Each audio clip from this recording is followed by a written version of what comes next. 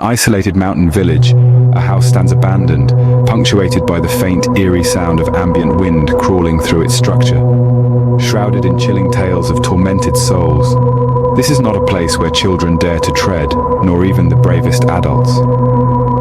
The house's very presence, underscored by a distant, low, haunting drone, is a blight upon the scenic tranquility of the village, a stark reminder of a past best forgotten. Yet the stories persist, whispered in hushed tones by the village elders, passed down from generation to generation. Each tale is accompanied by the ghostly echo of spectral shadows and disembodied voices that resonate through the hollow halls of the forsaken abode. Enter David, our intrepid paranormal investigator, drawn to the village by these eerie, armed with an insatiable curiosity and a healthy dose of skepticism. Underscored by a slow, tension-building soundtrack, David has dedicated his life to separating fact from fiction, to shine a light into the darkest corners of the unknown. This seemingly cursed house has piqued his interest, the rustling of its haunted fabric beckoning him towards it, like a moth to a flame. Upon his arrival, the house looms ominously at the end of a forgotten path.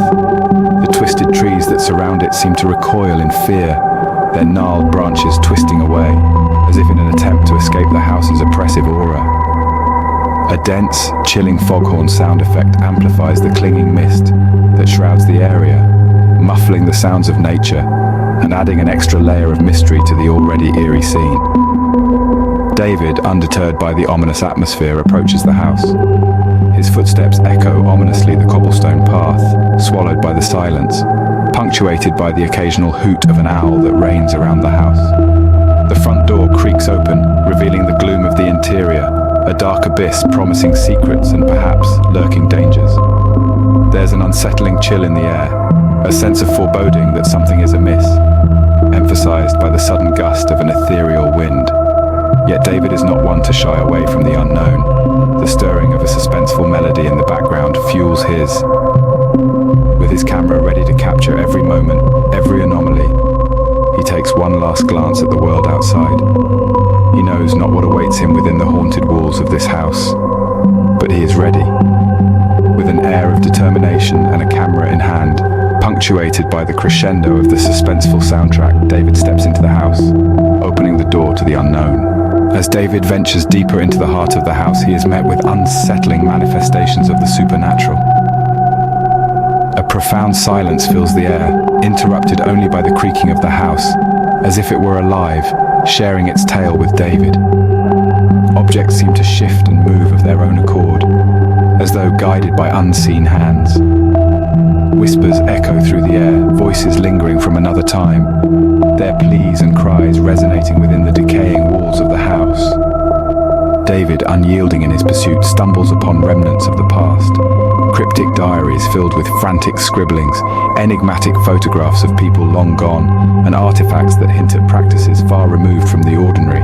The more he delves into these clues, the clearer the picture becomes. This house, now a shell of its former glory, served as a theatre for occult rituals. A cult, entranced by the allure of the dark arts, worshipped an ancient deity here.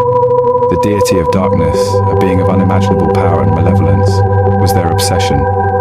However, their blind devotion led them astray.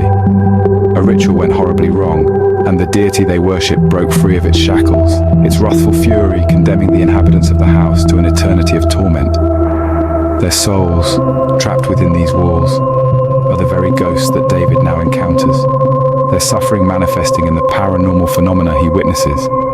This revelation sends a chilling realization down David's spine.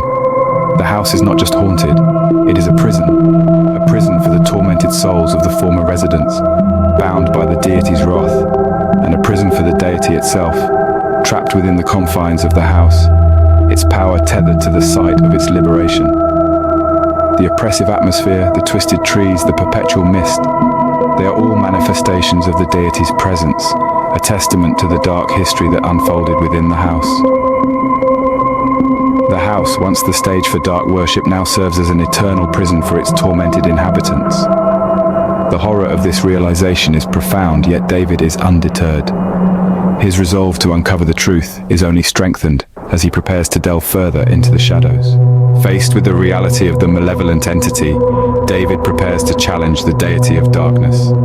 In this chilling tale of the supernatural, we find our protagonist standing at the precipice of a battle that transcends mortal comprehension. David, armed with his unwavering courage and vast knowledge of the occult, begins his preparations.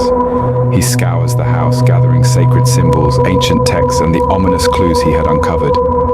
Each item holds a piece of the puzzle, a key to understanding the dark deity that has held the house and its former inhabitants in an iron grip of terror for decades.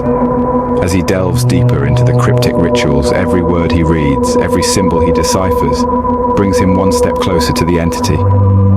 You can almost feel the electric tension in the air, a tangible manifestation of the impending confrontation. The house, once a silent witness to the unspeakable horrors, seems to groan under the weight of the looming showdown. David's understanding of the occult serves as his only weapon against the deity.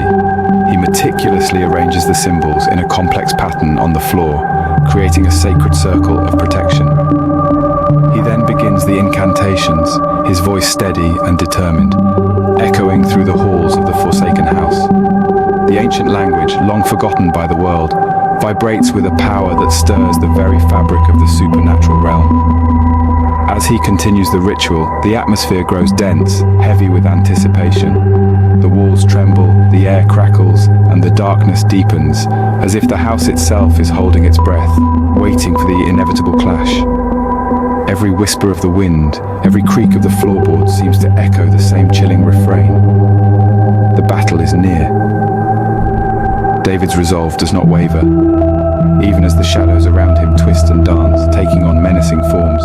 His heart pounds in his chest, not with fear, but with a fierce determination. For he knows that he stands not just for himself, but for the souls trapped in the house and the people of the village. The stage is set for an epic battle, a clash between light and darkness, man and deity. In the heart of the haunted house, under the stormy sky, David stands ready to face the deity. A palpable tension hangs in the air as David and the deity square off, a mere mortal against an ancient entity. As David begins to chant, drawing on his knowledge of the occult, the house trembles and shakes, mirroring the power struggle unfolding within its decrepit walls. The deity, not to be outdone, retaliates with a show of force that sends eerie shadows dancing on the walls. A symphony of thunder and lightning adds to the cacophony, turning the showdown into a spectacle of terrifying beauty. David, however, remains undeterred. His voice rises above the chaos, a beacon of light in the enveloping darkness.